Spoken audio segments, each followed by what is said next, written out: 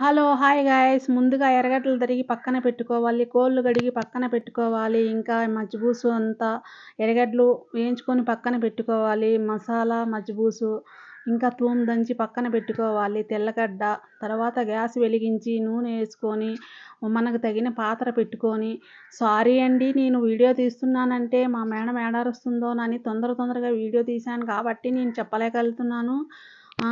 ఎర్రగడ్డలు వేసుకొని ఏగినాక కోళ్ళను వేసుకోవాలి.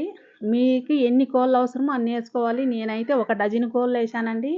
ఆ కోళ్ళన్నీ వేసుకొని మధ్యలో బాగా వేయించుకొని దాంట్లో మనం మసాలాలు వేసుకోవాలండి. ఈ వీడియో తొందరగా తీశాను. ఏమనుకోకండి, ఇది ఫస్ట్ వీడియో కాబట్టి. ఇప్పుడు మనము మజ్జిబూస్ మసాలా వేసుకోవాలి. దాంట్లో అన్నీ మిక్స్ ఉంటాయండి. ఇప్పుడు మనము బుడ్డమిరపకాయలు అంటాము అని క్యాప్సికము అది వేసుకుంటే కొంచెం వాసన రాకుండా బాగుంటుందండి. ఇప్పుడు మళ్ళీ కోళ్ళు వేసినాను, అర్ధ డజన్ కోళ్ళు. మళ్ళీ అర్ధ డజన్ కోళ్ళు ఇప్పుడు వేసుకొని మళ్ళీ వాటిపైన మనం మసాలా వేసుకొని ఇంకా బిర్యానీ మసాలా అంటే మజ్జిబూస్ అంటారు అక్కడ. ఇప్పుడు మజ్జిబూస్ మసాలా అనగా బిర్యానీ మసాలా మొత్తం దాంట్లో వేసి బాగా మిక్స్ చేసుకోవాలి. మిక్స్ చేసుకున్న తర్వాత ఆ డజను కోళ్ళకు ఎంత నీళ్ళు సరిపోతాయో అంత వేసుకొని దానికి బియ్యం వేసుకోవాలండి. అదంతా నేను వీడియో తీయలేదు, సారీ అండి.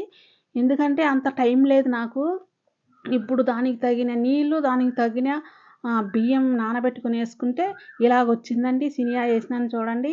ఇప్పుడు దానిపైన ఎర్రగడ్డలు వేయించి మనం నూనెలో వాటిపైన చల్లుకుంటే డిజైన్ బాగుంటుందండి.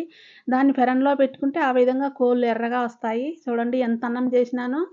ఇలాగా వచ్చిందండి సినియాకి. 12 కోళ్ళు ఇట్లా పెనంలో పెడితే